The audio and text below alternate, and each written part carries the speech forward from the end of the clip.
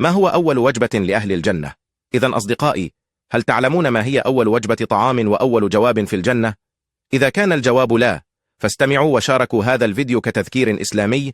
نعلم جميعا أن الله سيمنح الجنة فقط لأولئك الذين يتبعون الإسلام ويكون لديهم إيمان صاف، كما قال النبي محمد صلى الله عليه وسلم بعد دخول الجنة: لن ينام أحد ولن يموت أحد، وفي الجنة قد أعد الله تعالى نعما متنوعة لكل فرد فيها. هناك حديث يذكر أن يهوديا سأل النبي عن أول وجبة في الجنة، أجاب النبي بأنها ستكون أما النون فهو الحوت، فسأله اليهودي عن نوع طعام في الغذاء، وأجاب النبي بأنه سيكون ثور مربوط كان يأكل من أطراف الجنة يذبح لهم. ثم سأله اليهودي عن نوع الشراب، فأجاب النبي بأنهم سيشربون من عين فيها تسمى سلسبيلا. إذن يثبت هذا الحديث أن طعام أهل الجنة سيكون من كبد الحوت وغيره، وكل ما يتمناه الإنسان في قلبه في الجنة سيوفر له.